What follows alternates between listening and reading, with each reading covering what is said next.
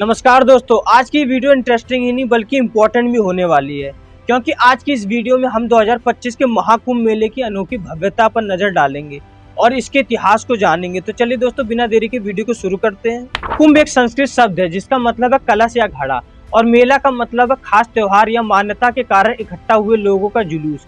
दोस्तों, इतिहास में कुंभ मेले की शुरुआत कब से हुई या किसने की, उसकी सटीक या प्रमाणिक जानकारी हमें किसी भी पुराने टेक्स्ट में नहीं मिलती है। हालांकि दोस्तों, इतिहासकार एस.बी. राय के अनुसार 10,000 बीसी में पवित्र रिवर बाथ के एविडेंस मिले हैं। इसके अलावा 600 बीसी के बौद्ध स्क्रिप्चर में भी नदी मेलों का पता चलता है। वहीं राय मानते हैं कि मेले का जो प्रेजेंट फॉर्मेट है वो 300 एडी के आसपास बनना शुरू हो गया था। इतना ही नहीं, 600 एडी में चाइना से आया ट्रेवलर सेंगजांग ने भी प्रयागराज में सम्राट हर्ष द्वारा आयोजित कुंभ में डुबकी लगाई थी। चलिए दोस्तों, अब समझते हैं कि कुंभ के पीछे की कहानी क्या है। हिंदू पौराणिक ग्रंथों के अनुसार ऐसा माना जाता है कि कुंभ की कहानी समुद्र मंथन से जुड़ी है। दोस्तों, समुद्र मंथन से पहले महर्षि दुर्वासा के बारे में जानना जरूरी है।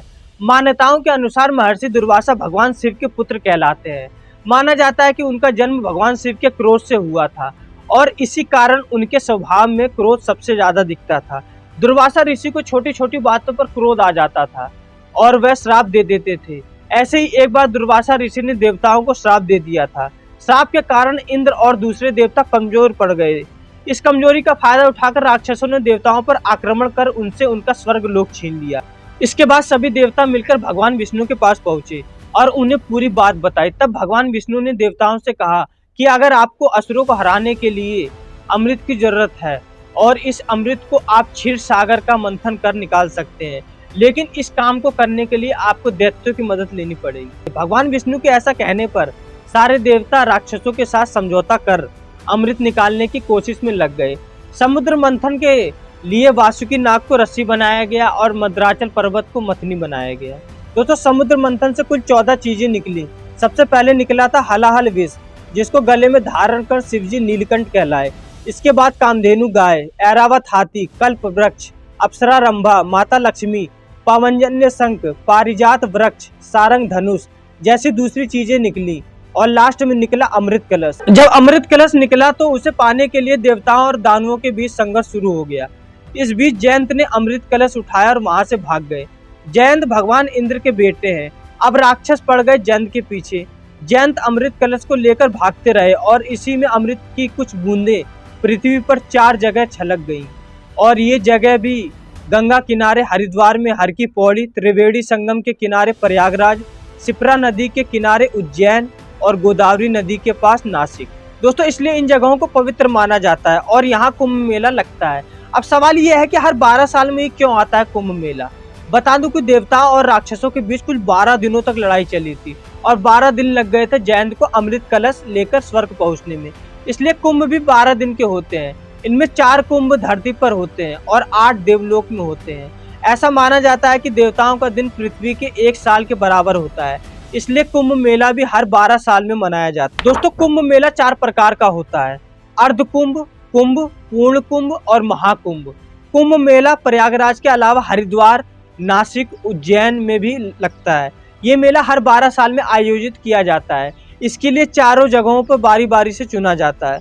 दोस्तों, अर्ध कुंभ मेला इसलिए लगता है क्योंकि इसे कुंभ मेले का आधा चक्र मानते हैं, इसलिए हर 6 साल में मनाया जाता है। हालांकि अर्ध कुंभ मेला सिर्फ 2 जगहों पर ही लगता है, हरिद्वार और प्रयागराज।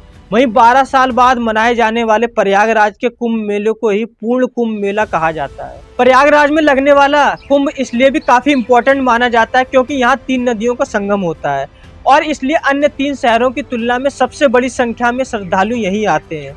चलिए दोस्तों, अब हम जानते हैं कि इस बार 2025 के महाकुंभ मेले की क्या खास बात है और ये कैसे ये उत्तर प्रदेश की इकोनॉमी को बूस्ट दे सकता है। दोस्तों, प्रयागराज में 13 जनवरी 2025 से 26 फरवरी 2025 तक महाकुंभ मेला आयोजित किया गया है और इस मेले की इम्पोर्टेंस सिर्फ कल्चर और रिलीजियस बाउंड्रीज तक ही सीमित नहीं है, बल्कि ये कुंभ इकोनॉमी के लिहाज से भी काफ़ी खास है।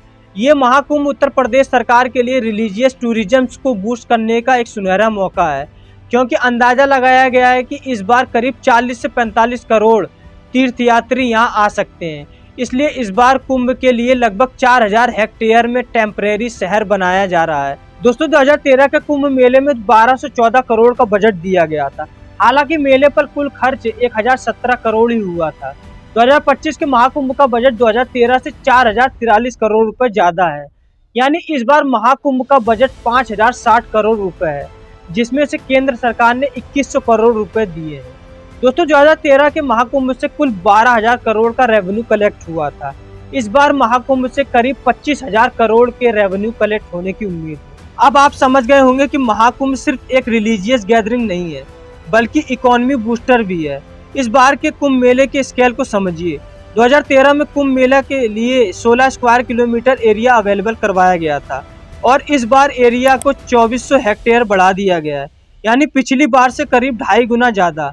पिछले कुंभ में गंगा पर 18 टेम्परेरी पीपे के पुल बनाए गए थे, इस बार इनकी संख्या 30 है। पिछले कुंभ मेला 14 सेक्टर में बांटा था, इस बार महाकुंभ को 25 सेक्टर में बांटा गया है। श्रद्धालुओं को कोई दिक्कत ना आए इसलिए नहाने धोने के लिए पक्के घाट और 30 पंटन पुल बनाए गए हैं और मेला स्थल पर करीब 1.5 लाख टॉयलेट बनाए गए हैं और इन्हें साफ रखने के लिए करीब 10,000 कर्मचारी तैनात किए गए हैं। रात में कोई दिक्कत ना हो इसलिए टेंट सिटी में 67,000 स्ट्रीट लाइट लगाई गई हैं। साथ ही 550 शटल बसें और 7,000 रोडवेज बसें चलाई जाएंगी। रेलवे मिनिस्टर अश्वनी वैभव के अनुसार महाकुंभ के श्रद्धालुओं के लिए 3,000 स्पेशल ट्रेन सहित कुल 13,000 ट्रेन चलाई जाएंगी। दोस्तों 2025 के महाकुंभ की चमक काफी अनोखी है। इसमें भारतीय संस्कृति का समावेश चरम पर है, जो इसे इंटरनेशनल लेवल पर काफी महत्व देता है। इसमें हमारे केवल भारतीय महात्मा या सन्यासी नहीं, बल्कि विदेशी श्रद्धालुओं की भक्ति भी देखने को मिल रही है। तो ये थी दोस्तों 2025 के महाकुंभ की जानकारी। आशा आज की वीडियो आपको पसंद आएगी। बहुत बहुत धन्यवाद।